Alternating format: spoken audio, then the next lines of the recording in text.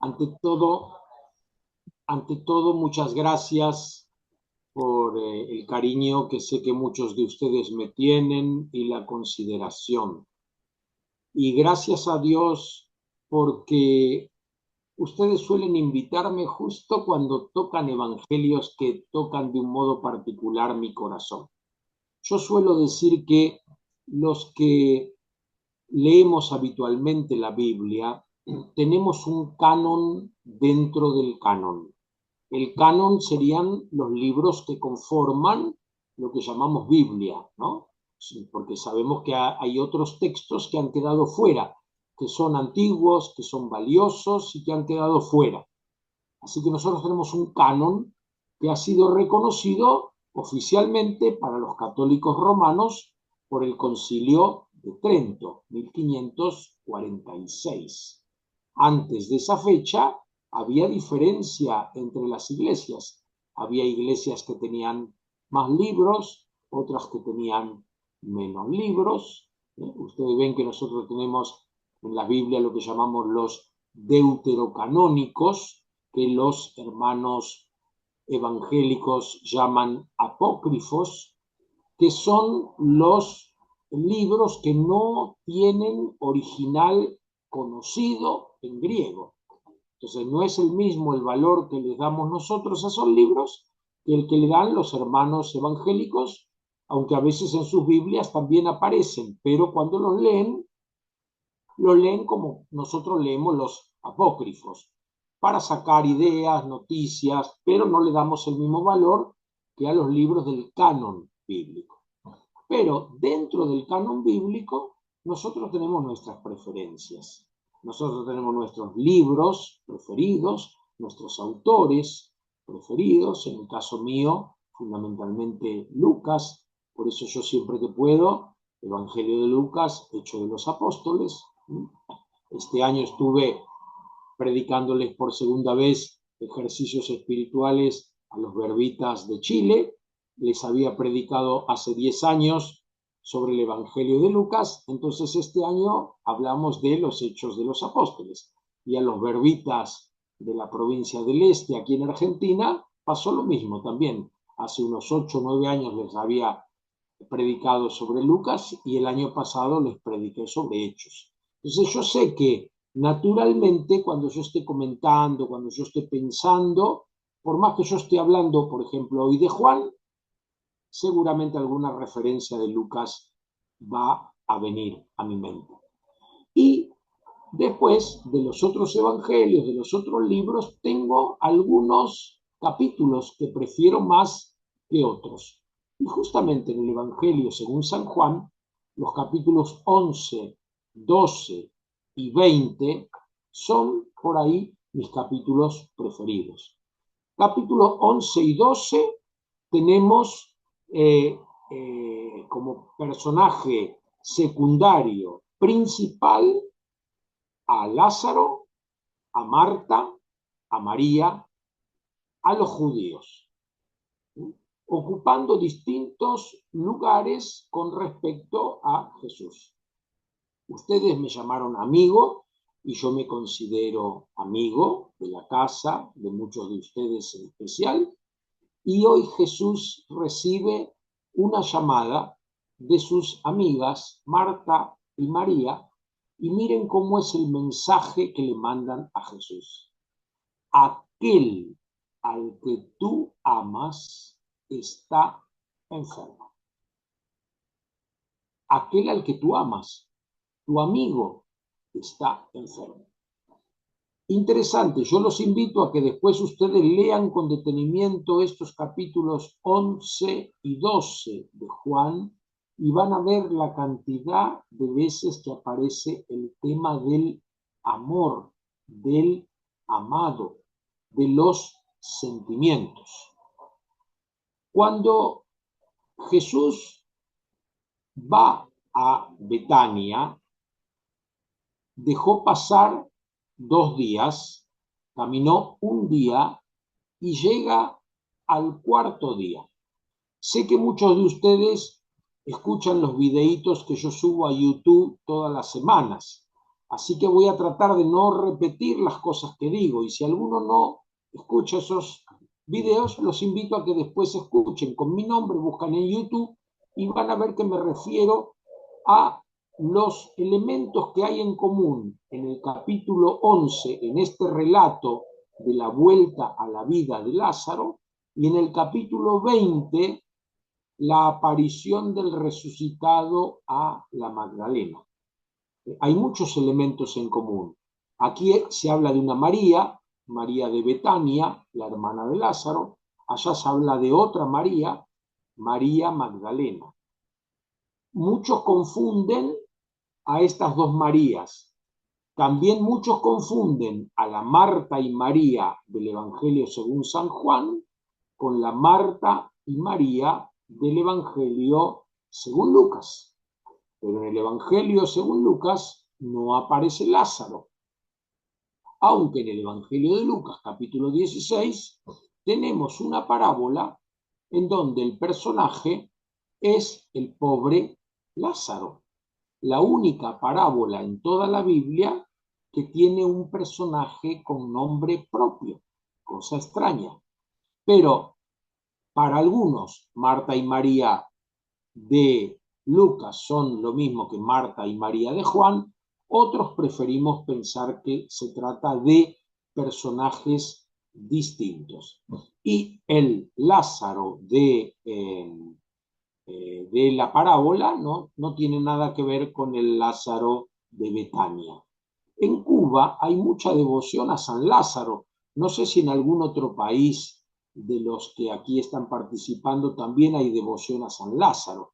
Y San Lázaro es representado como un leproso, pero en realidad el San Lázaro, al que le tienen devoción, el San Lázaro canonizado, es un obispo francés, no tiene nada que ver, pero la devoción popular lo ha identificado con el Lázaro de Juan y con el Lázaro de Lucas, por eso lo ponen como un leproso, como un llagado. Bueno, esto hace muchas veces la devoción popular, los grandes misioneros, los grandes catequistas, para tratar de que la gente memorizara. Pensemos que antes no tenían la facilidad que tenemos nosotros, por ejemplo, de encontrar un pasaje bíblico.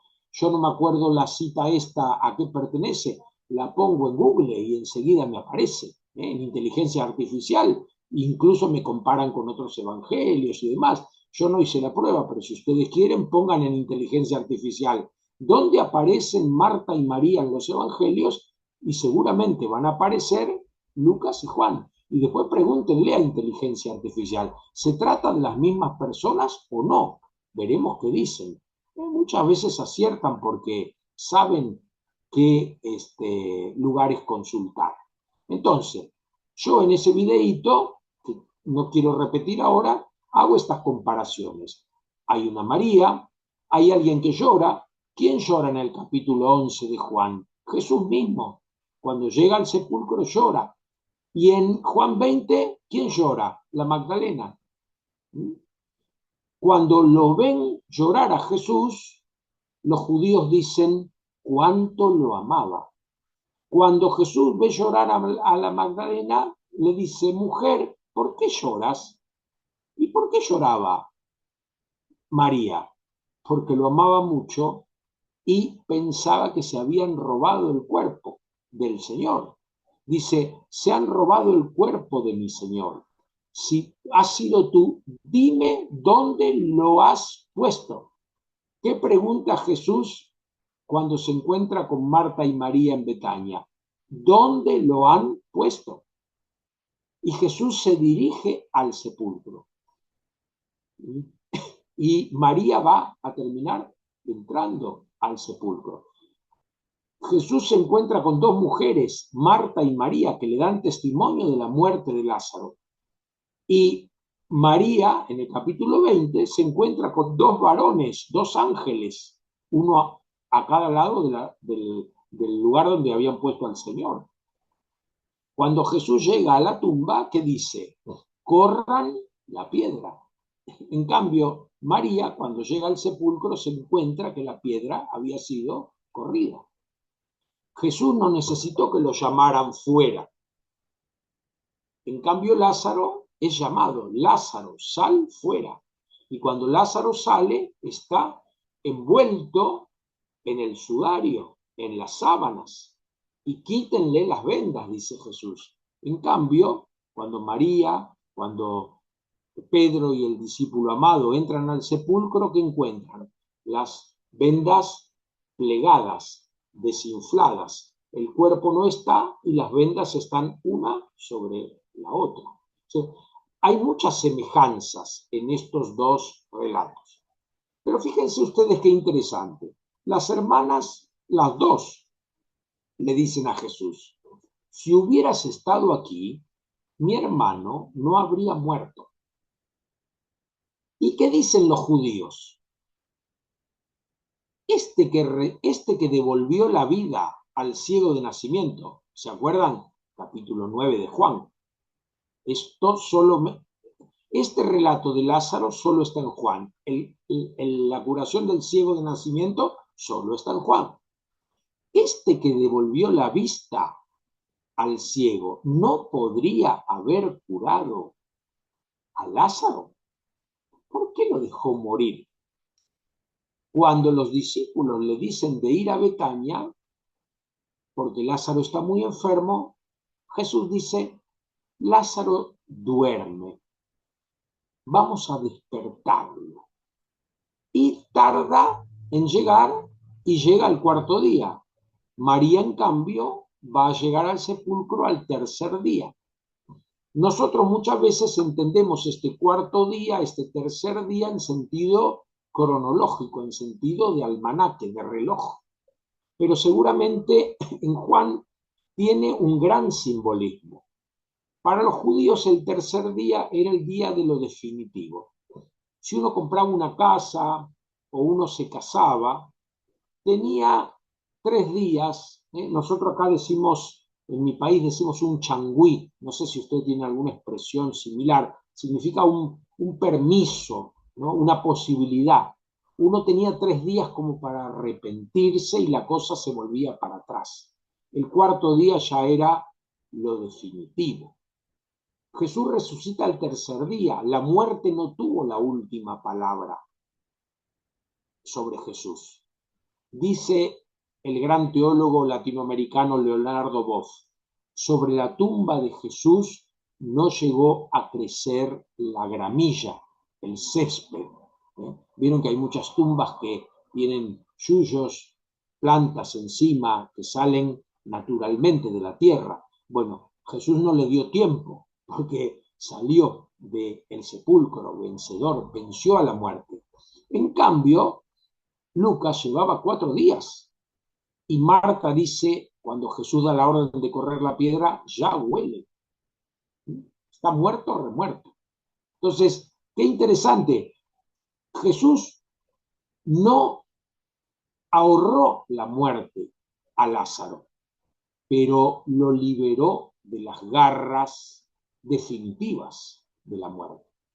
Entonces, si nosotros tomamos los 7 signos que van apareciendo en el relato del Evangelio de Juan, en la primera parte hasta el capítulo 12, desde el capítulo 2, el primer signo en Caná de Galilea, la conversión del agua en vino, y van increyendo estos signos, el penúltimo, la vista del ciego de nacimiento, y el último signo, el más portentoso, la vuelta a la vida de Lázaro, que nosotros comúnmente decimos resurrección. Incluso nuestras Biblias hablan de la resurrección de Lázaro, ponen en boca de Jesús este término, va a resucitar. Pero en realidad Lázaro no resucitó, Lázaro volvió a la vida, porque después Lázaro terminó muriendo. Si vamos al capítulo 12, que forma una unidad con el capítulo 11, cuando Jesús va a la casa de Marta y María más tarde a cenar, y María lo unge, dice que los judíos no solamente buscaban a Jesús para matarlo, sino que también buscaban eliminar a Lázaro. ¿Por qué? porque Lázaro se había convertido en una prueba viviente del poder de Jesús. Y el poder de Jesús, ¿qué provocaba? Provocaba la fe. Y acá vamos a entrar en el tema para el que me convocaron, la fe de Marta, la profesión de fe de Marta. En el capítulo 2 del Evangelio según San Juan, se dice que después que Jesús convirtió el agua en vino en Caná, sus discípulos creyeron en él. La fe es consecuencia de la acción portentosa de Jesús. Pero la confesión de fe de Marta, donde le dice que cree que él es el Hijo de Dios, el enviado, lo mismo que va a decir Pedro en el capítulo 16 de Mateo, lo mismo que va a decir Pedro en el capítulo 16 de Mateo, acá lo dice Marta. Lo dice antes de que Jesús vuelva a su hermano a la vida. O sea, la fe de Marta es anterior a lo que hace Jesús. Pero, sin embargo, es una fe imperfecta. ¿Cómo va a ser imperfecta la fe de Pedro? Que a pesar de proclamarlo como el Mesías, el Hijo de Dios, en el capítulo 16 de Mateo, después lo va a terminar negando 3 veces y dejando solo en el momento de la cruz. En el Evangelio de Juan, en el capítulo 20, cuando María entra al sepulcro y descubre que está vacío, antes de la revelación de los ángeles y de la aparición del mismo Jesús, sale corriendo en busca de Pedro y del discípulo amado. Y dice que estos dos fueron corriendo al sepulcro, que el discípulo amado, como era más joven, llegó antes, pero esperó a Pedro y entraron juntos. Cuando vieron las vendas plegadas, dice, vieron las vendas, vieron y creyeron. Cuando mi amigo San Agustín comenta esto, dice, ¿qué creyeron Pedro y el discípulo amado? Creyeron que era verdad lo que les había dicho la Magdalena. Se han robado el cuerpo del Señor. No creyeron que había resucitado. Entonces, qué interesante que se muestra la fe de Marta como Mateo muestra la fe de Pedro, como una fe profunda, como una fe definitiva y al mismo tiempo como una fe imperfecta. Cuando en Mateo, en el último capítulo, se narra la ascensión del Señor a los cielos, nosotros tenemos 3 relatos de la ascensión. Evangelio de Mateo, Evangelio de Lucas y comienzo de los Hechos de los Apóstoles. En el Evangelio de Mateo, cuando están los 11, dice, se postraron, aunque algunos todavía dudaban. Otras traducciones dicen, incluso los que habían dudado. Pero yo creo que es más correcta esta traducción. Todos se postraron, incluso los que aún dudaban. ¿Qué consolador es esto para nosotros? Porque en el capítulo 20 de Juan vamos a tener la aparición de Jesús a la Magdalena, la aparición de Jesús a los 10 y la aparición de Jesús a los 11. Primero Tomás no estaba. Y entonces Tomás, que había dicho cuando le contaron que habían visto al Señor, si yo no meto mi dedo en sus llagas, si yo no meto la mano en el costado, no creeré. Cuando Jesús se aparece a los 11, invita a Tomás a meter el dedo, a meter la mano. El Papa Benedicto, cuando comenta hermosamente en su libro Jesús de Nazaret este pasaje, dice que Tomás lo tocó, pero la Escritura eso no lo dice. Algunos piensan que Tomás lo tocó y otros pensamos que Tomás no lo tocó. Por eso Jesús después va a decir la bienaventuranza. ustedes creen por haber visto. Felices los que crean sin haber visto.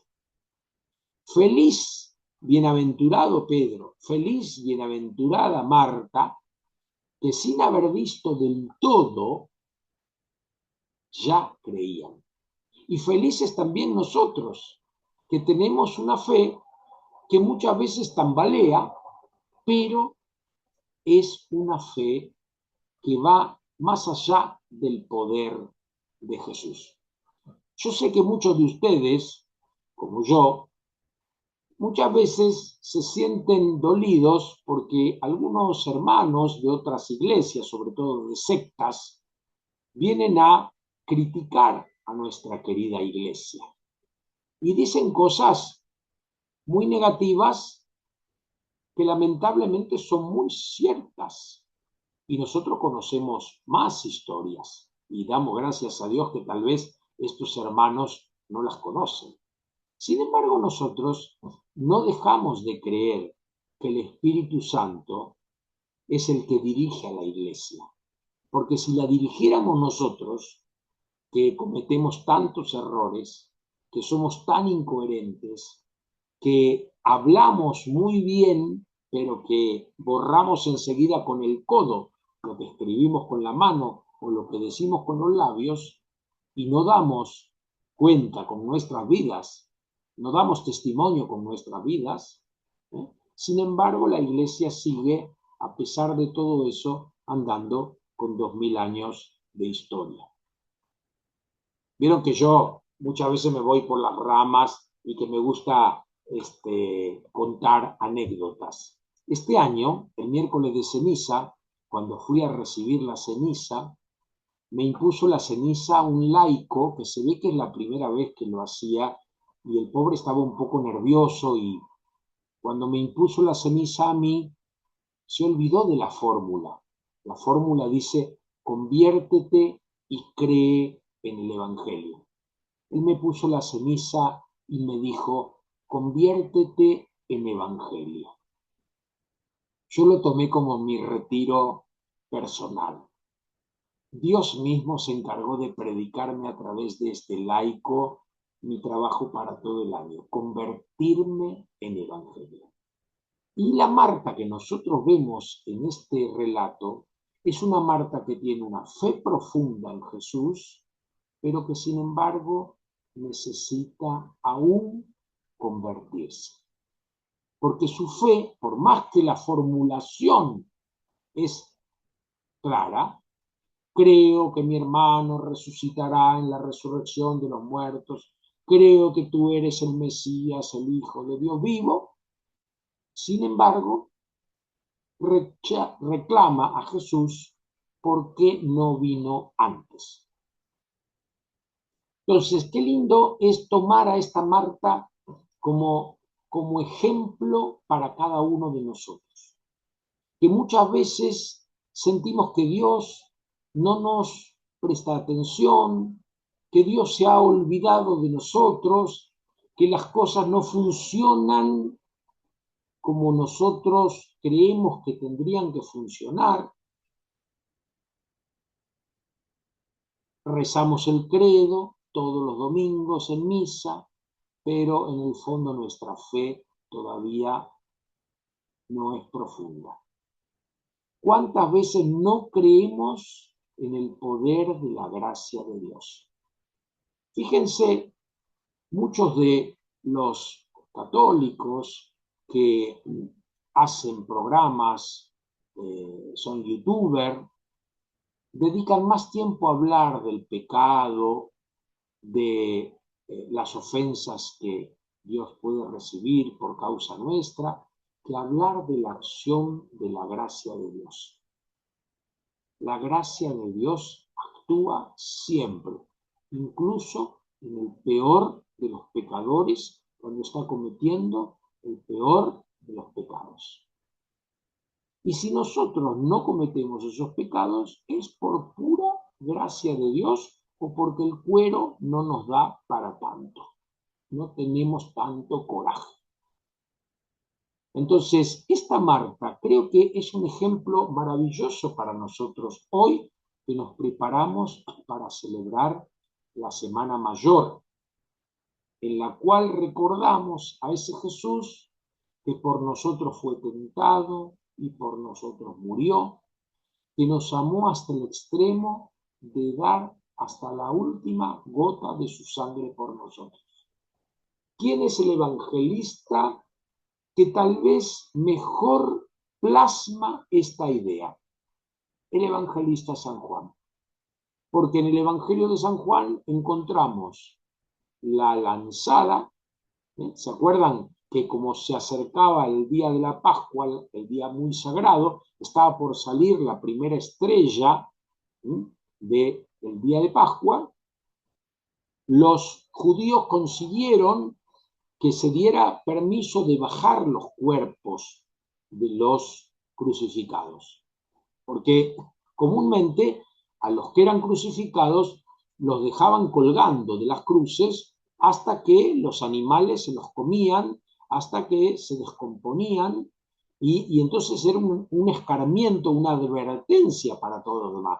Ojito con meterte con Roma, porque esto te puede pasar. Los judíos habían conseguido el permiso de que los cuerpos fueran retirados de la cruz porque se acercaba la fiesta de la Pascua y esos cuerpos, pudriéndose al aire libre, habrían contaminado la ciudad de Jerusalén. Entonces consiguen el permiso. Los soldados van y quiebran las piernas de los dos malhechores que habían sido crucificados junto a Jesús. Y cuando ven que Jesús ya está muerto, no le quiebran las piernas, sino que le clavan una lanza en el costado. Y de la llaga sale sangre y agua o suero. Es decir, hasta la última gota es derramada por nosotros.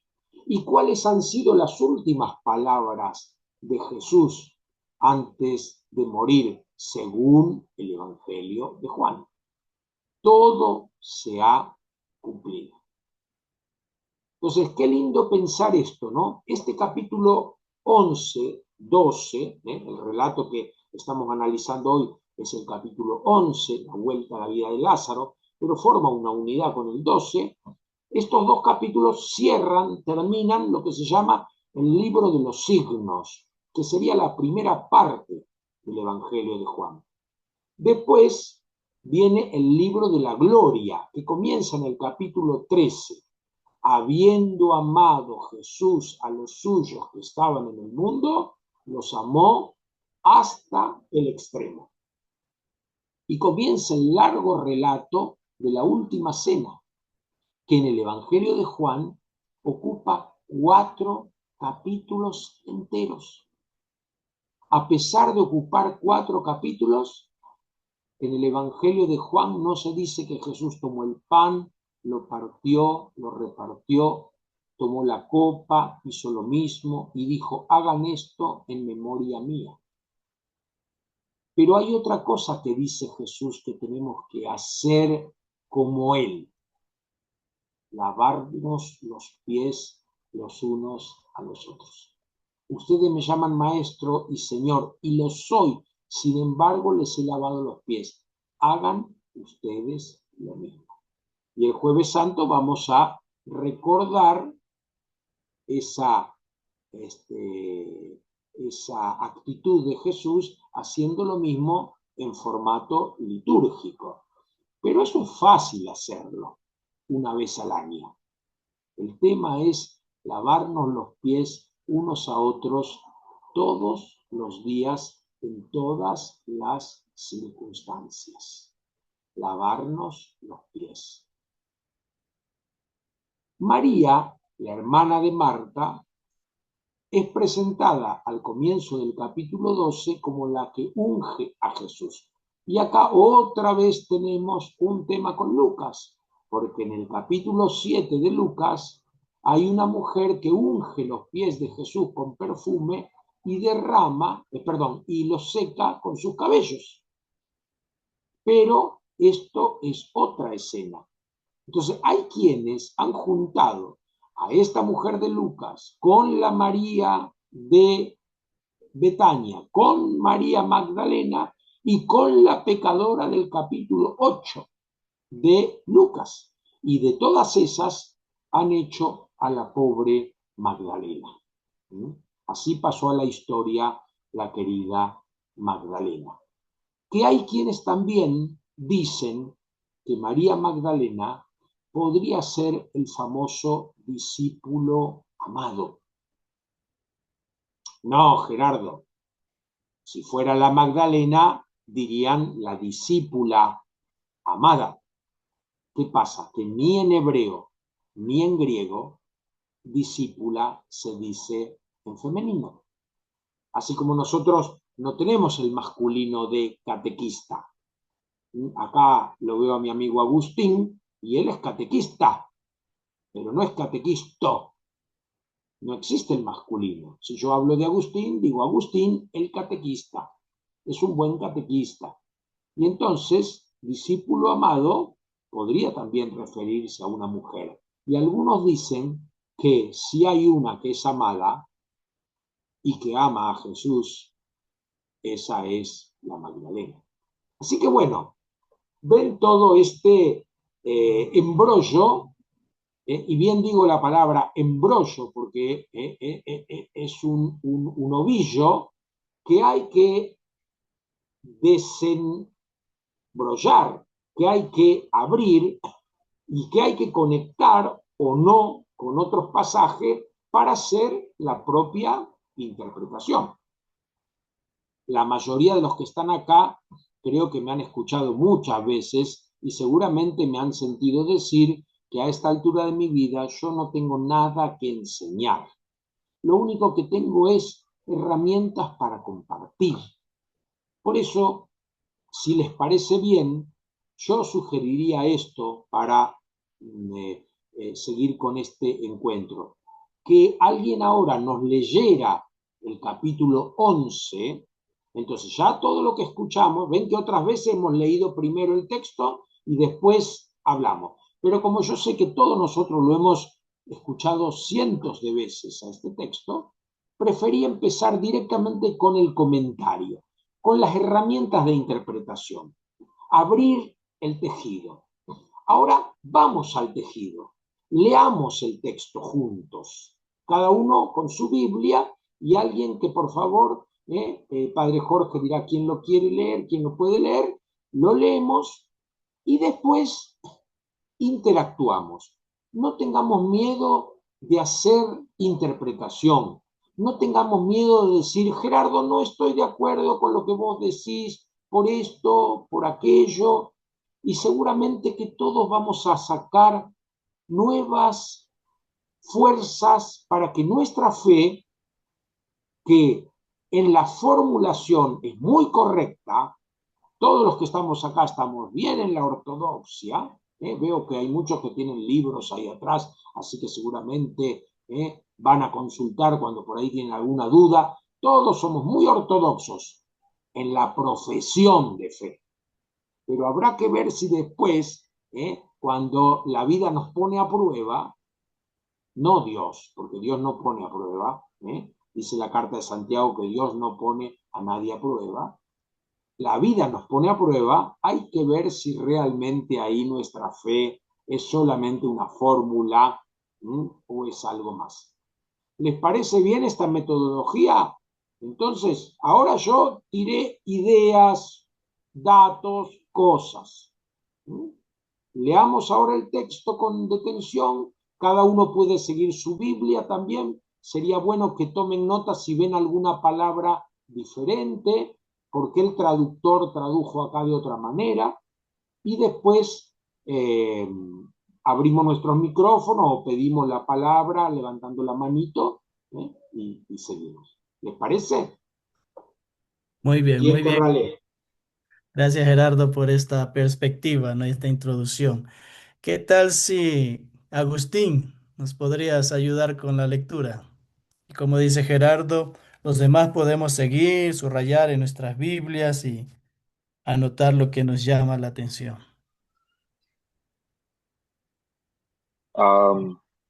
Juan 11:1, ¿verdad? Sí, ¿Me escuchan, verdad? Dice, había un hombre enfermo llamado Lázaro, que era de Betania, el pueblo de María, y de su hermana Marta. Esta María era la misma que ungió al Señor con perfume y le secó los pies sus- con sus cabellos. Su hermano Lázaro era el enfermo. Las dos hermanas mandaron a decir a Jesús, Señor, el que tú amas está enfermo. Al oírlo, Jesús dijo, esta enfermedad no terminará con muerte, sino que es para gloria de Dios, y el Hijo del Hombre será glorificado por ella. Jesús quería mucho a Marta, a su hermana y a Lázaro. Sin embargo, cuando se enteró de que Lázaro estaba enfermo, permaneció aún 2 días más en el lugar donde se encontraba. Solo después dijo a sus discípulos, volvamos de nuevo a Judea. Le replicaron, Maestro, hace poco querían apedrearte los judíos, y tú quieres volver allá. Jesús le contestó, no tiene, no tiene 12 horas de la jornada. El que camina de día no tropezará, porque ve la luz de este mundo. Pero el que camina de noche tropezará porque no posee la luz. Después le dijo, nuestro amigo Lázaro se ha dormido y voy a despertarlo. Los discípulos le dijeron, Señor, si duermes, recuperará la salud. En realidad Jesús quería decirlo que Lázaro estaba muerto, pero los discípulos entendieron que se trataba del sueño natural. Entonces Jesús le dijo claramente, Lázaro ha muerto, pero yo me alegro por ustedes que por ustedes de no haber estado allí, pues así también creerán. Veamos, vamos a verlo. Entonces, Tomás, apodado el mellizo, dijo a los otros discípulos, vayamos también nosotros a morir con él. Cuando llegó Jesús, Lázaro llevaba ya 4 días en el sepulcro.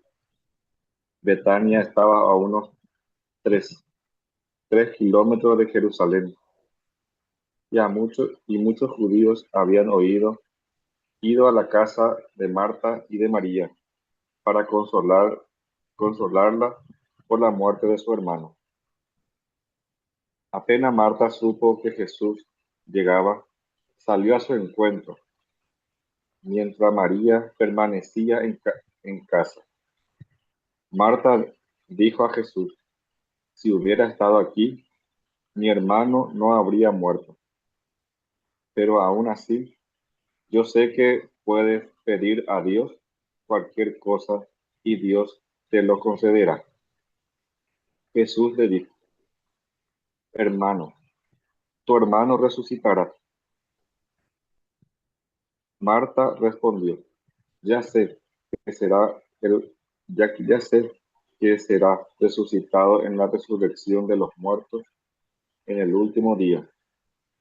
Le dijo Jesús, yo soy la resurrección y la vida.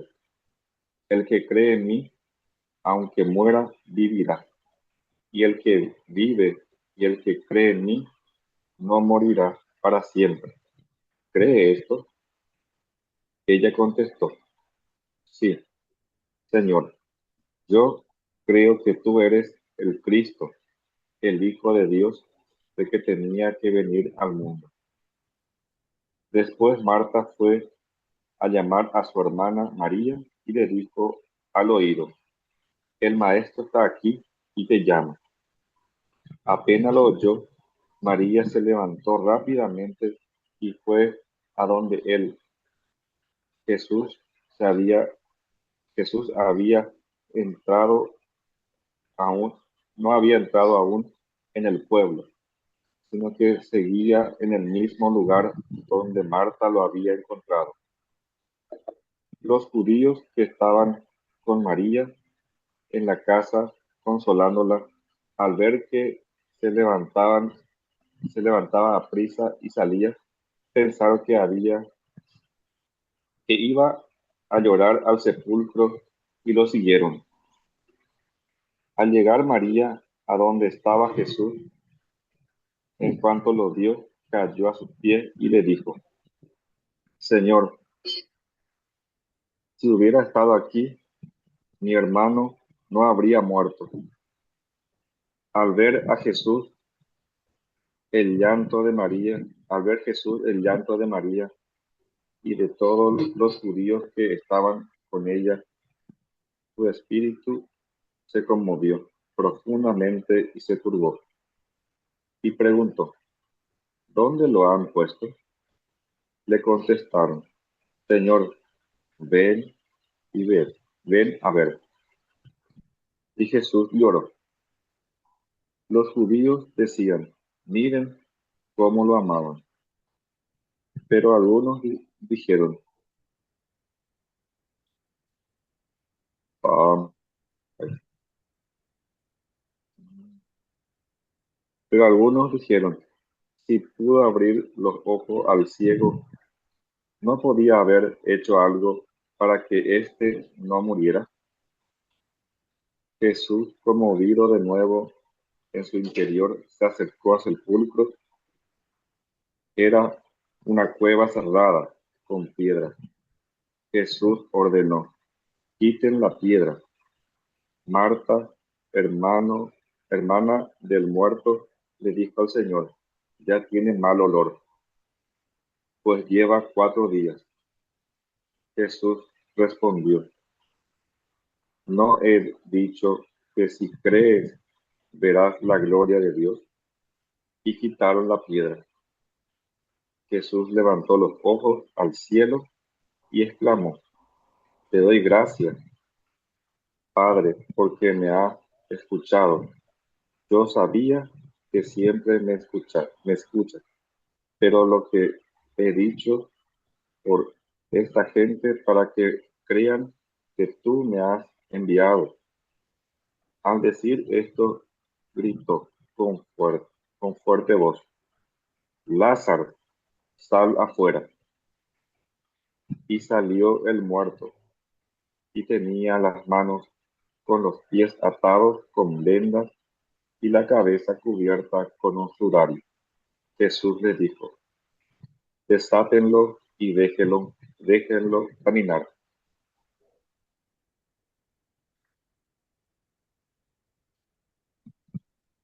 Seguimos, seguimos.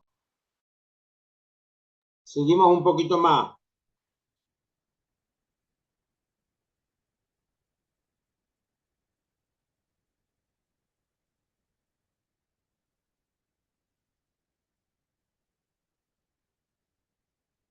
Al ver lo que hizo Jesús, muchos de los judíos que habían ido a casa de María creyeron en él. Pero otros fueron a ver a los fariseos y le contaron lo que Jesús había hecho. O sea que a pesar de ver como los demás la vuelta a la vida de Lázaro, algunos no creyeron. La fe sigue siendo una gracia. Bueno, yo los invito ahora a reaccionar, a que levante la mano el que quiera comentar algo o el que quiera preguntar algo, pero yo preferiría no preguntas, sino más bien cosas que a ustedes les suscite este texto. ahora que lo hemos leído con las herramientas que yo les compartí, decir, por ejemplo, nunca me había dado cuenta de este detalle, nunca había prestado atención a esta palabra, o qué raro que, no sé, en mi traducción dice esto otro, esto. Muy bien, queridos amigos, pueden levantar la mano. Marcelo va a activar los micrófonos y vamos a dar nuestros aportes con esta breve lectura que hemos hecho. Tenemos aquí a Mercedes. Por favor.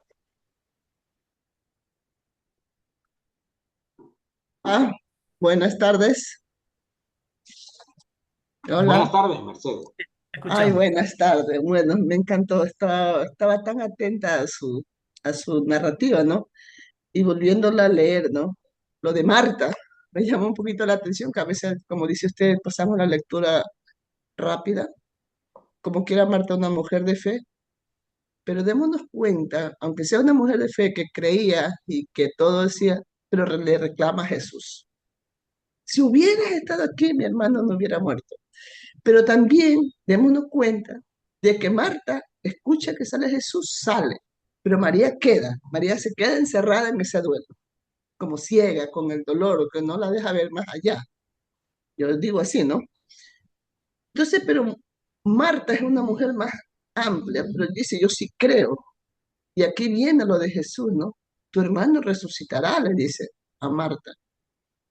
Pero la promesa que hace Jesús, yo soy la resurrección y la vida, quien cree en mí, que está vivo morirá, y el que está vivo y cree en mí no morirá para siempre. Digamos, aquí habla de la muerte corporal y la muerte espiritual, porque si muchas veces estamos vivos, pero al mismo tiempo estamos como encerrados, muertos, y ese espíritu no nos deja ver la realidad. Más o menos creo yo así, ¿no? Pero cuando Marta va a buscar a su hermana, le dice, el maestro está aquí, María sale corriendo y los demás lo siguen, pero no sabían por qué salía corriendo María. Entonces, ¿qué hace María? Se tira a los pies de su Señor, le dice, si hubiese estado aquí, mi hermano no hubiera muerto por el dolor. Y démonos cuenta también que Jesús, al ver a llorar a María, verla derrotada, a la gente que nos acompañaba, Jesús llora. Pero aquí este llanto, démonos cuenta que es un llanto humano, no es un llanto divino, porque Jesús era hombre y era Dios. Entonces, así también nosotros cuando pasamos un duelo, lloramos, aunque sabemos que la muerte no es lo último, ¿no? Porque hay vida, pero sin embargo nos queda el dolor. Lloramos, lloramos sin cansar. Lo digo porque yo hace 2 años perdí a mi único hijo varón y hasta ahorita yo lloro, pero yo me consuelo.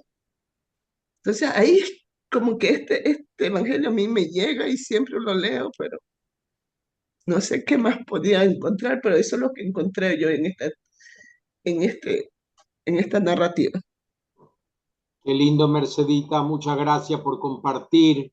Y fíjense, ¿no? Las palabras, la delicadeza de las palabras y cómo uno puede ir uniendo esto con otros textos del mismo Evangelio. El maestro está aquí y te llama. O sea, María es llamada, por tanto María se convierte en ¿qué? En una discípula, porque para ser discípulo tiene que ser llamado. ¿Dónde lo han puesto? Pregunta Jesús. Ven y verás. Y en el capítulo 1, los primeros discípulos que siguen a Jesús, Maestro, ¿dónde vives? Vengan y verán. Los discípulos seguimos para ver a un vivo. Jesús sigue para ir a ver a un muerto. Marta le dijo, si hubieras estado aquí, mi hermano no habría muerto. María repite, si hubieras estado aquí, mi hermano no habría muerto. Los judíos repiten, si hubieras estado aquí, no dicen con esas palabras, pero ¿qué dicen los judíos? Este que devolvió la vida a un ciego, por qué dejó morir, por qué no estuvo aquí impidiendo que muriera Lázaro. ¿Y qué va a decir Jesús en su oración al Padre? Fíjense que Jesús no le pide al Padre que resucite a Lázaro, ¿eh? Jesús no le pide eso en la oración. Padre, te doy gracias porque me oíste. Yo sé que siempre me oyes, pero lo he dicho por esta gente que me rodea, para que crean que tú me has enviado. Y al final del capítulo 20 y al final del capítulo 21, que son los dos finales de el Evangelio de Juan, porque Juan original terminaría al final del 20 y después el último redactor agregó otro capítulo. En los dos finales se dice lo mismo. Muchas otras cosas dijo e hizo Jesús en este mundo. Las que aquí fueron escritas para que creyendo tengan vida en él. Qué interesante. ¿Ven cómo está todo? ¿Eh? Por eso, nosotros lamentablemente tijereteamos el Evangelio, lo recortamos en pedacitos para explicarlo y entonces perdemos la idea de la totalidad. Entonces, qué lindo que lo que hacen ustedes de todos los domingos, ir haciendo este trabajo que con el tiempo les va dando una idea del Evangelio entero. ¿Mm? Bueno, perdón. Muchas Muy gracias, bien. Gerardo. Antes de pasar a Gary, Gary, solo un segundito, tengo un mensaje que me parece interesante. Elia Graciela nos comenta, bueno, a mí me hace reflexionar todo este acompañamiento del Señor. Es como que cree y luego duda. Nuestra fe es como una velita, nos pone, en el viento que casi se apaga y se vuelve a encender. Pedimos que reavive nuestra fe el Señor, que el Señor reavive nuestra fe. Gary, por favor, muchas gracias. Mil disculpas. Qué lindo, No, no, perdón, no. antes de que Sí. hable Gary, un minuto, pero qué lindo en esta reflexión que hace la hermana. Miren cómo la lección divina se nos ha metido, porque yo hice lectura, o sea, yo estoy haciendo exégesis. Esta hermana ya hizo hermenéutica, lo aplicó a nuestra fe, que es como una velita, y termina haciendo oración, que el Señor nos conceda la gracia de no perder la fe. Qué hermoso, ya tiene incorporada la lección divina, no necesita que le digan segundo paso, tercer momento, va solo. Y eso es lo que nosotros debemos procurar, porque si todo esto termina solamente en una charlita bíblica, engordamos un poco nuestro conocimiento de Biblia, pero nada más. Y acá de lo que se trata es de reavivar nuestra fe. ¿Eh? Bueno, perdón, Gary. No, tranquilos, valiosísimos esos aportes. A mí me queda resonando una parte como, bueno, la veo como una síntesis muy, bastante teológica fuerte, porque en la parte que dice, gritó con fuerte voz, Lázaro sal fuera. Es decir, el evangelista como que trata de decir a su comunidad, trata de dar la autoridad que Jesús tenía. Al decir gritó fuerte, porque ¿qué necesidad tenía de gritar fuerte? Simplemente tenía, con la oración que hizo, en ese momento tranquilamente, sal, ven, no necesitaba gritar porque ese grito tiene que tener un significado. ¿Por qué puso el evangelista, gritó con fuerte voz?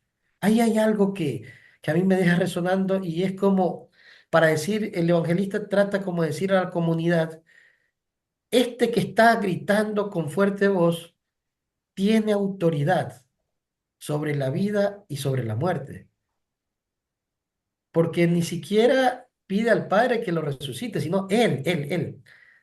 Y como que reafirma al decir que gritó con fuerte voz esa autoridad que tiene Jesús y lo eleva a la categoría, porque a ver, obviamente Juan teologiza netamente la figura de Jesús a ser a la divinidad y por eso le da esa autoridad de tener sobre la vida y sobre la muerte, capaz de resucitar a una persona él mismo.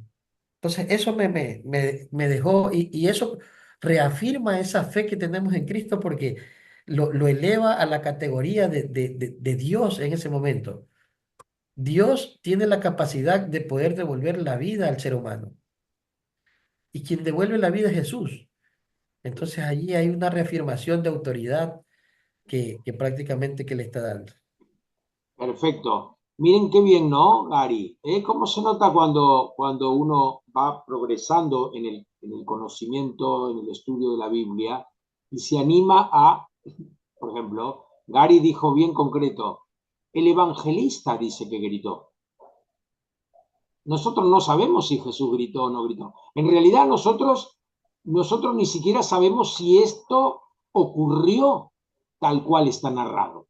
Seguramente algo de base histórica hay, pero la narración es una recreación del evangelista. ¿Por qué el evangelista pone que gritó? Y ahí yo agregaría dos cosas. ¿Y por qué el evangelista dice que Marta le dijo en voz baja o al oído, como leyó Agustín en su traducción, a María, el maestro está ahí y te llama?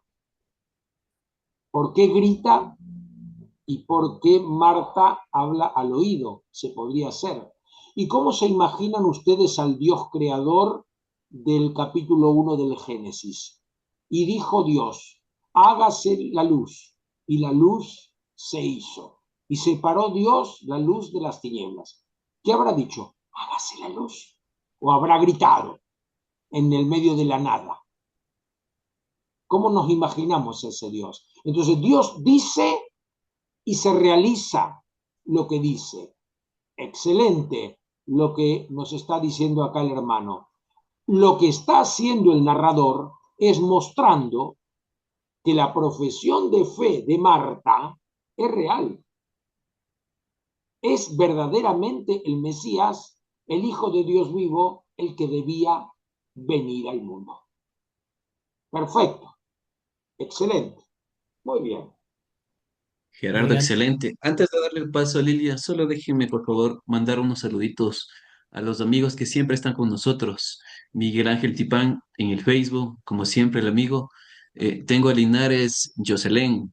Dice, buenas noches, du Brasil, desde Brasil. También un saludo a Nancy Matilde Álvarez. Un saludo también a Sonia Serrano. Un saludo a Julieta Caluña. Un gran saludo a Vilmi Castro, a Rosita Romero, a Angelina Valle, a Maritza Cruz, a María del Socorro. Nos pone algo muy interesante, María del Socorro dice. El que tiene fe en Muna en hebreo es salvación milagrosa, así dice el rabino Shalom Arum en su libro El Jardín de los Milagros, 190 historias de salvación milagrosas. Jesús da gracias al Padre, así debemos hacer nosotros, dar gracias por todo, todo es para bien.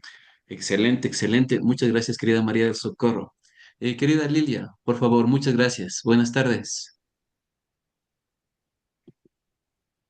¿Puede abrir su micrófono, por favor, Lilia?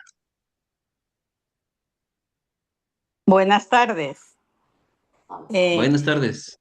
sí, a mí sí me llama mucho la atención cómo la muerte hace que el dolor ponga un límite a la vida, ¿no? Pero Marta tiene una confianza en Cristo que hace que el amor pueda abrirse al horizonte de la esperanza y que solo quien es capaz de esperar en Dios, en el Salvador y en su palabra, es capaz de contemplar la misericordia y la redención de Dios.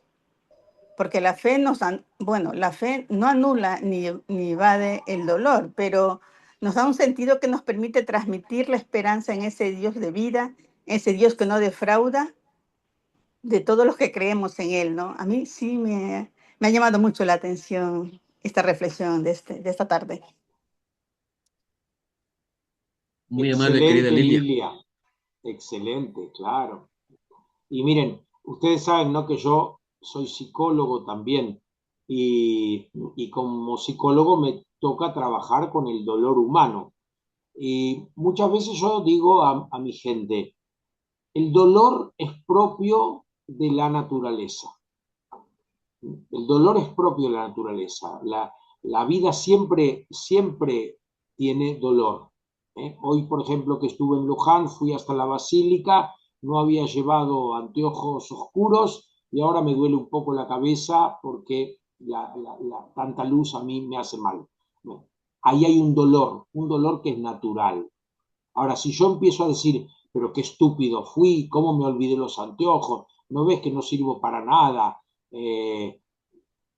ahí estoy agregándole sufrimiento al dolor. ¿Cómo no le va a doler a la querida Mercedita que su hijo varón se haya muerto hace 2 años? Claro que le va a doler. Ahora, si piensa que con la muerte se acaba todo, además del dolor va a tener sufrimiento. En cambio, si piensa que la muerte es una separación momentánea, allá vamos, dentro de poco vamos a estar otra vez juntos, entonces ese dolor es menos agudo. Demos gracias a Dios de tener la fe, y superemos esa fe débil de estos que le dicen, si hubieras estado aquí, que devolvió la vista, Dios, como acá hay una canción que, bueno, ya hace años que no la escucho más, pero que cuando yo era chico, las chicas, cuando saltaban a la soga, solían cantar esta canción, decían, Santa Teresa, Santa Teresa cura los males del alma. Santa Teresa es muy buena, pero a mí no me ha curado.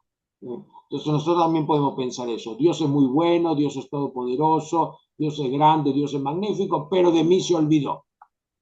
Ay, qué pena, ¿no? No se olvidó. Tal vez nos hace esperar, porque tal vez no quiere evitar tal cosa, sino hacernos superar. Si Jesús hubiera ido enseguida, hoy tendríamos un relato de la curación de Lázaro. Pero como se demoró, tenemos un relato que es la vuelta a la vida o la resurrección de Lázaro. ¿Es lo mismo? No. Bueno, gracias. Sí, Gerardo, por aquí tengo un montón de preguntas. Ya le paso, doy paso a Ermita. Nélida, bueno, nos hace un comentario, Nélida. Creo que el Evangelio nos dice qué pasó, pero creer es cuestión de fe, de apertura, de entrega.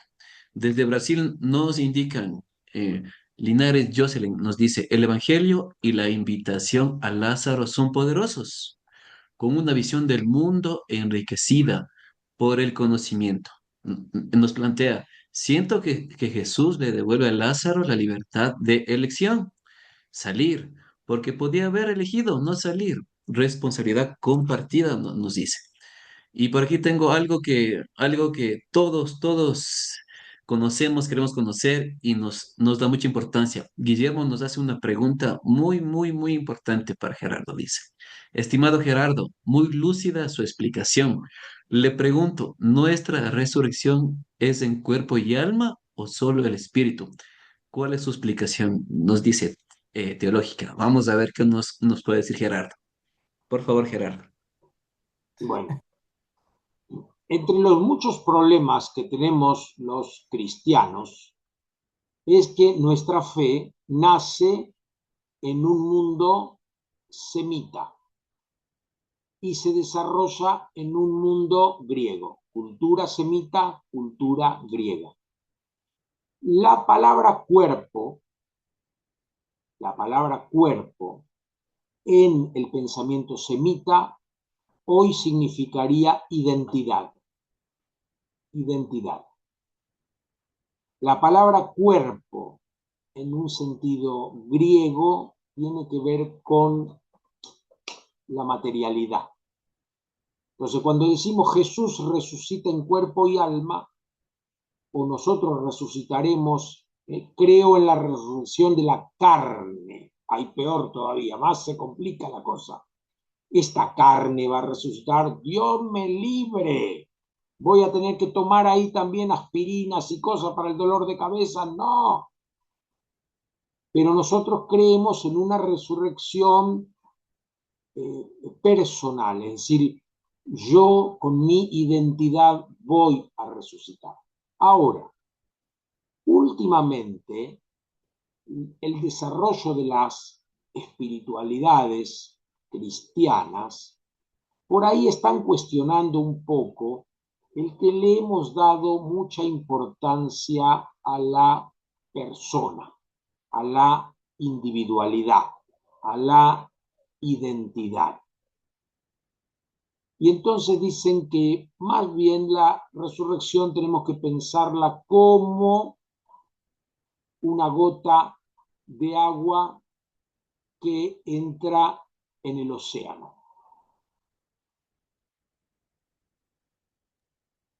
Muchas Mientras gracias, está Gerardo. fuera del océano es una gota de agua que se diferencia. Cuando entra al océano, ¿desaparece? No desaparece. Desaparece la forma de gota. Entonces yo me inclino también por un pensamiento así. Dice la Escritura, en Dios somos, nos movemos y existimos. Entonces yo entiendo así un poco, no la resurrección, como una vuelta a nuestro origen con, sí, una identidad, porque si no, entonces yo ya no me reconozco más. Sí, pero una identidad distinta de la que tenemos ahora.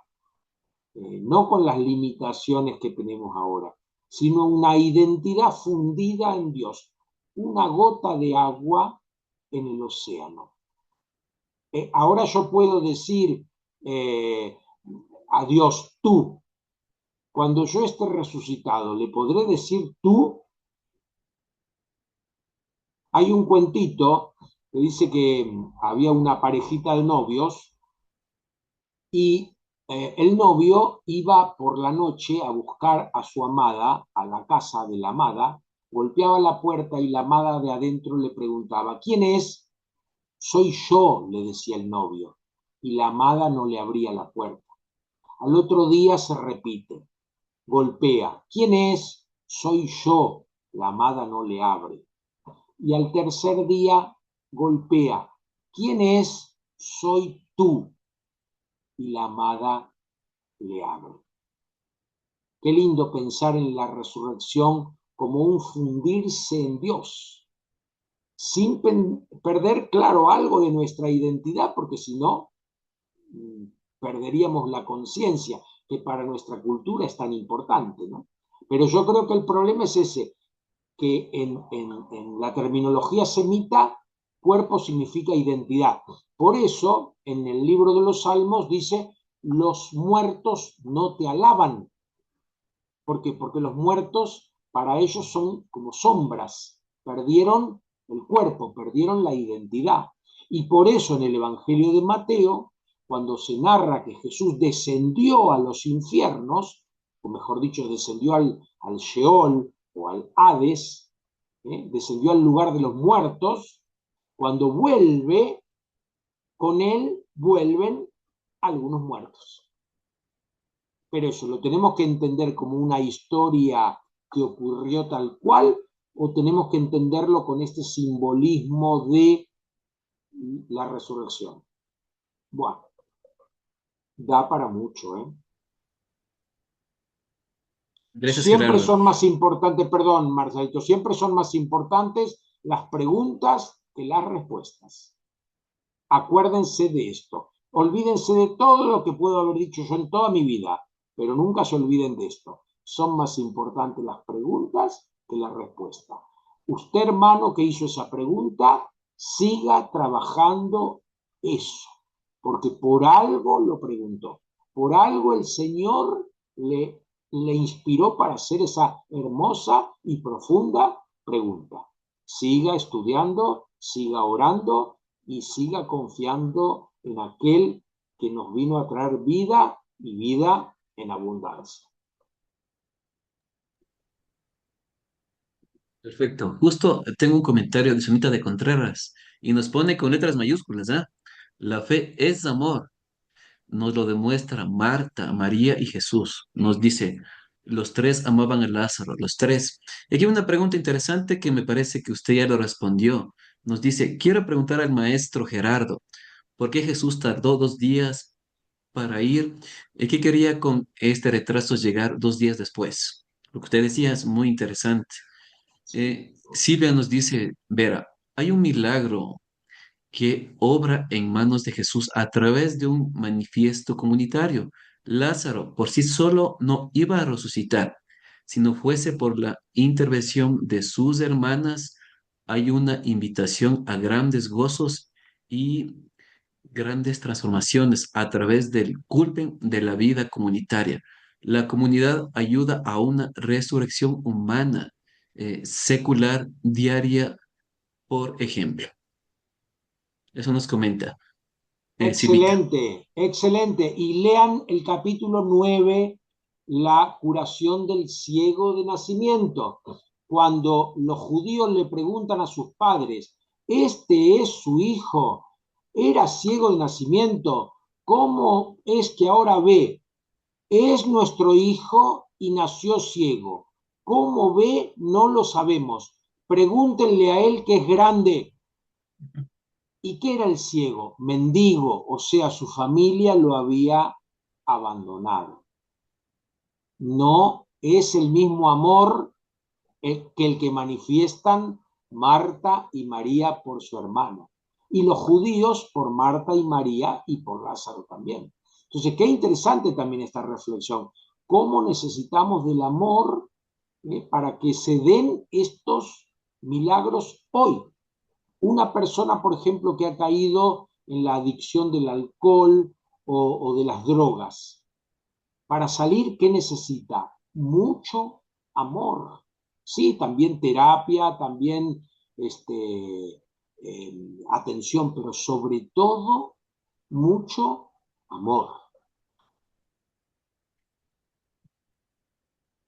Sí, perdón, padre, que algo repito. Tengo por aquí, Margarita nos dice, mil gracias, estimado Gerardo. Gusté su maravillosa explicación del texto relacionado con los otros textos. Voy a leer, dice, voy a leer con mucho interés y fe, dando gracias a Dios por las personas que conocen y nos comparten la riqueza bíblica. Irmita, no sé, Irmita está por ahí. Irmita, tal vez, buenas tardes, querida Irmita. Por favor, le hicimos esperar, lo siento mucho, Irmita. Estaba muy, muy interesante todas las lecturas. No, yo también aquí llegó el señor del aire acondicionado y también yo pensé que ya me habían llamado. A ver si no me he norteado. Bueno, a mí, en mi observación, me ha encantado, maestro Gerardo, como siempre, usted es un excelente expositor, uno de los mejores, como dijera el maestro Boris, estamos hoy con clase de alta costura. Mire, yo tenía aquí, hice como un paralelo con Marta y María, ¿verdad? Marta, cuando ya le dicen que ya está ahí nuestro Señor, sale, ¿no? Y me imagino que salió corriendo y como la actitud de Marta siempre sofocada y maestro, maestro, si hubieras estado aquí, no, mi hermano no hubiera muerto, ya. Y se avienta una conversación con Jesús. Le dice una cosa, Jesús le contesta la otra, hasta que al fin se convence, ya sé cuando le dice, ¿y crees que yo soy la resurrección y la vida? Pues aquí estoy, ¿no? Y luego enseguida manda, ¿no? Que sí, pásele. Y entonces empieza a, ¿cómo se dice?, a hablar con Jesús, ¿no? Y bueno, y ya llaman, Jesús manda llamar a María. Y María en una actitud diferente. Yo me imagino, pues sí estaba llorosa, su actitud bien triste, ¿no?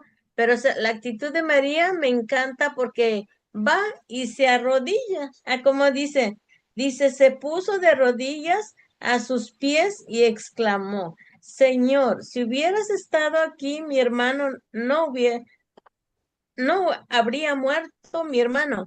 Las mismas palabras, la misma actitud, pero de diferente manera. María con su actitud explosiva, siempre buscando y buscando y que Jesús le conteste y le diga todos sus asuntos. Y María con la humildad más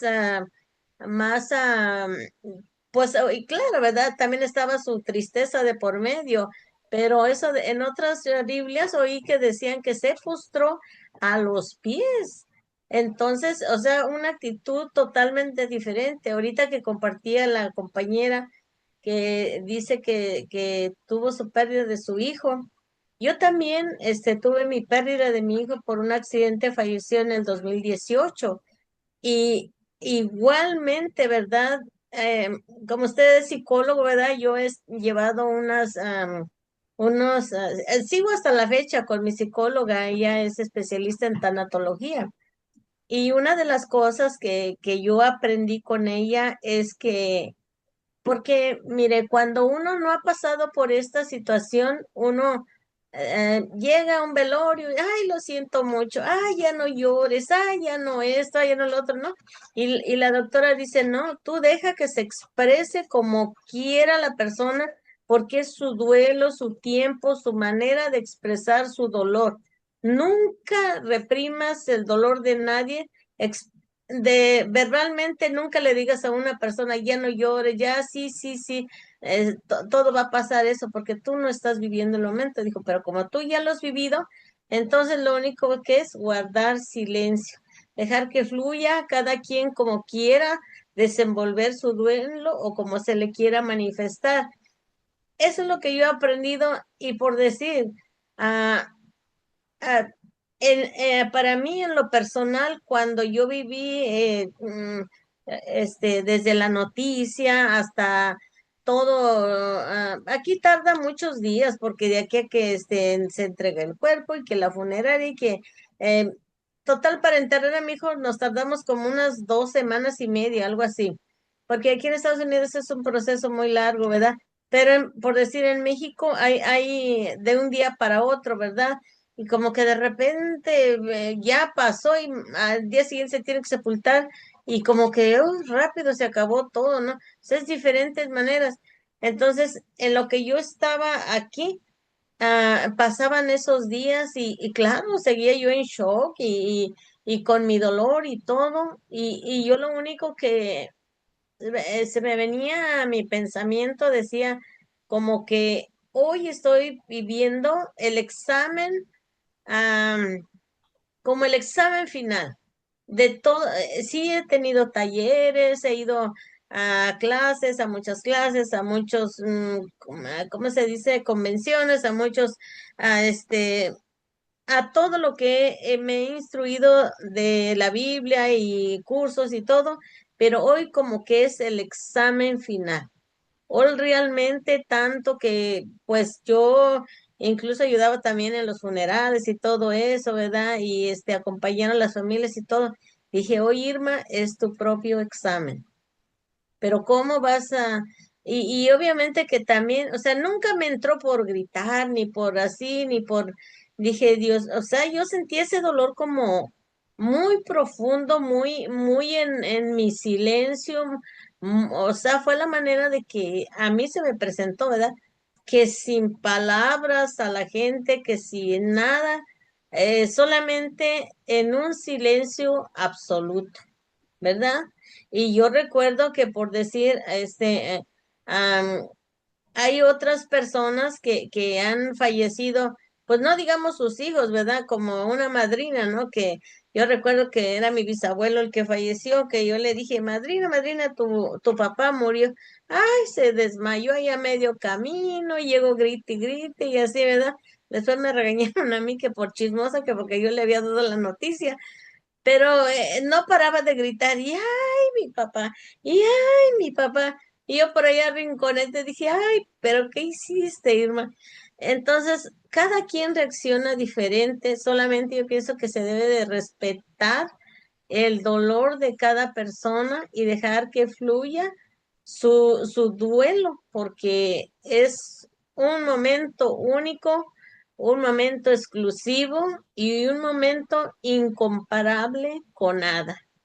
Es todo, maestro. Muchas gracias, Anita. Gracias. Muy agradecido. Gracias, gracias Irmita, sí, gracias Marcelo. Digo, yo me permitiría unir un poco lo que dijo Irmita con lo que dijo Gary, ¿no? Del grito, que yo le dije, bueno, pero y Marta a María le dice en silencio. Y Irmita recordó que María dice lo mismo que Marta, pero en una actitud distinta.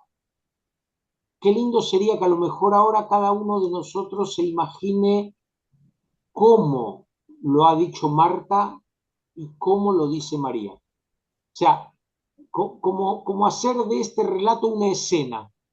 ¿En qué voz lo diría? Ahora hago de Marta, ¿cómo lo digo? Y ahora hago de María, ¿cómo lo digo? Y ahora soy uno de los judíos que dice, pero ¿cómo? Si este le devolvió la vista al ciego, ¿por qué no vino antes? ¿No? Hacer las voces de los personajes y tener siempre en cuenta esto. El narrador está recreando, tal vez con elementos que tienen que ver con lo histórico, no necesariamente, pero la narración es una creación literaria. Entonces, ¿por qué el narrador pone grito? ¿Por qué el narrador hace hincar, arrodillar a María? ¿Por qué el narrador hace que Lázaro salga todo atado? ¿Cómo hizo para levantarse después de 4 días de estar tieso? Piensen, ¿no? Los que cumplimos más de 50 años, a veces cuando tenemos un poco de dolor de cintura o algo, tuvimos un trabajo fuerte el día anterior, ¿cómo nos cuesta levantarnos de la cama? ¿Qué será levantarse después de 4 días? En el Evangelio apócrifo de Pedro, cuando se narra la resurrección de Jesús, los ángeles corren la piedra para sacar a Jesús, pero entran los ángeles y lo agarra cada uno de los sobacos y lo sacan al pobre Jesús, duro como una piedra, lo sacan. Eso dice el Evangelio apócrifo de Pedro, que no está en la Biblia. Pero, entonces, ¿cómo habrá hecho este hombre para levantarse y salir? Imaginación, qué bueno. Uy, ahí otra vez Paraguay presente. Muy bien, Mónica. Excelente. Perdón, tengo unos saluditos que me parecen muy interesantes. Le mando un gran saludo, me dice Alex, desde mi amada Argentina, un saludo a mis hermanos del Verbo Divino y especialmente a mi compatriota, dice Gerardo. Un abrazo para él y los preciosos encuentros. Alejandra, igual, un saludo para Alejandra. Aquí hay algo que nos dicen en redes que me parece algo muy interesante, recalcando lo que dice Ermita, ¿no? Dicen que perder un hijo no se puede equiparar con la muerte de un esposo y tiene su lógica. Los hijos los llevamos 9 meses en nuestro vientre y la crianza, acompañar el duelo en un silencio y dar un abrazo, solo el que tiene el dolor lo conoce. Eso nos comentan en redes, padre.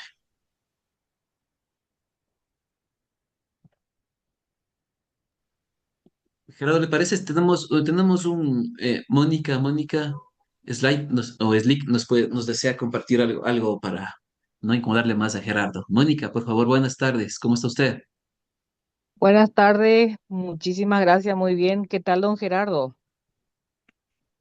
Muy bien. Bueno, yo tengo de la lectura el reclamo de Marta a Jesús, donde le dice, si hubieras venido, mi hermano no se hubiera muerto. Segundo, la pregunta de Jesús, ¿dónde está? Y María le dice, ven y verás. Eh, para mí esa lectura tiene algo fundamental y un mensaje muy importante porque es algo que Jesús, siendo el Hijo de Dios, pregunta dónde está. Porque él, siendo el Hijo de Dios, podría haber dicho o irse donde él estaba, pero había una misión que se tenía que cumplir para que la gente que estaba ahí sepan que él es el Hijo de Dios. Es también la resurrección y la vida. Traigo esos mensajes a mi vida, a mi comunidad, a mi parroquia, y me pregunto, eh, ¿cómo estamos nosotros? ¿Estamos con una vida espiritual muerta? Porque nos habla también el mensaje a traer esa lectura a nuestra vida. ¿Cómo están mis hermanos? ¿Qué hago yo por mi hermano como hizo Marta y María por Lázaro? Tengo algún hermano en mi comunidad que está muerto espiritualmente. Soy capaz de ser una imagen viva de Jesús, porque nosotros tenemos que ser también ejemplos, porque Jesús está vivo, porque cuando le tenían a él vivo sobre la tierra, había muchas personas que no creían que él era el Hijo de Dios. Y nosotros, ¿cómo estamos como hermanos eh, siendo esa persona incrédula, que permitimos que un hermano que está al lado nuestro, que no va a la Eucaristía, a alimentarse del banquete de la palabra del Señor, que no concurre? ¿Qué hacemos nosotros? ¿Soy Marta? ¿Soy María? Que no le estoy llamando, no le estoy buscando y estoy dejando que ese hermano tenga esos 4 días como Lázaro muerto. Solamente eso, don Gerardo, quería compartir y muchísimas gracias. Bueno, gracias, querida Mónica. No sé si vieron la camisa que tengo puesta, ¿no? Es una Aopoí de Paraguay. Yo a Paraguay lo llevo en el corazón y lo extraño. Como habrán extrañado Marta y María a Jesús. ¿Y por qué Jesús fue recién después de 2 días? Porque justamente era ese tiempo necesario para que se produjera la vuelta a la vida. Si no, hubiera sido simplemente un evitar la muerte, que no es lo mismo. Entonces, ¿por qué el narrador dice tal o cual cosa? ¿Por qué el narrador dice tal o cual cosa? Y qué lindo lo que hace Mónica, porque una vez más se muestra que la mayoría de los que estamos acá ya tenemos incorporado el método de la lectura orante. Es preguntarnos, ¿qué me dice a mí el texto hoy? Primero, el análisis del texto, la lectura. Después, interpelarme, ¿qué me dice el texto hoy? ¿Qué hago a partir de esto? Hace un tiempo fui a dar una charla a un lugar muy, muy tremendo aquí en mi país que se llama Fuerte Apache. Ahí la droga tiene la última palabra y ahí hay mínimo 3, 4 muertos por día, porque se matan por ajuste de cuenta o porque los chicos están tan dados vuelta que se tiran al vacío como si fueran pájaros y se terminan estrellando. Y yo estaba ahí con un grupo de mujeres que se reúnen a orar y me estaban contando todas estas cosas. Una me había dicho esto: tengo 3 hijos, pero solo 2 manos. Al mayor lo tuve que soltar. ¡Qué fuerte! Y otra lloraba y decía: no sé ya qué hacer, intenté todo, no puedo hacer nada, no puedo hacer nada. Y entonces yo le dije: mire, nosotros como creyentes nunca podemos decir eso. Siempre algo podemos hacer. ¿Qué? Orar. Orar. Ya les dije que yo grabo todas las semanas un videíto. Ya grabé y ayer subimos el videíto de esta semana que está con el título La vuelta a la vida de Lázaro y la resurrección de Jesús. Yo los invito a los que quieran, para no hablar ahora de eso, porque en ese videíto termino diciendo lo que dice San Agustín acerca de este texto. San Agustín compara a Lázaro con un pecador que está acostumbrado a pecar. Y entonces Agustín interpreta el llanto de Jesús como un llanto por su muerte espiritual. Llora que esté bajo el hábito del pecado y lo libera. Qué interesante la interpretación de Agustín, qué lindo. Y eso nosotros también lo podemos hacer. No vamos a poder volver a esta vida mortal a nuestros queridos difuntos, pero sí vamos a poder evitar que caigamos en la muerte espiritual, en la pérdida de la fe. La oración nos va a ayudar. No dejemos de orar.